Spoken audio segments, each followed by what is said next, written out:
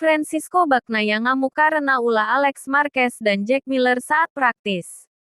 Murid kebanggaan Valentino Rossi tersebut menutup rangkaian hari pertama melalui sesi praktis dengan berada di urutan ke-14. Saya tidak mengerti mengapa mereka melakukan itu padaku, kata Pecco Bagnaia.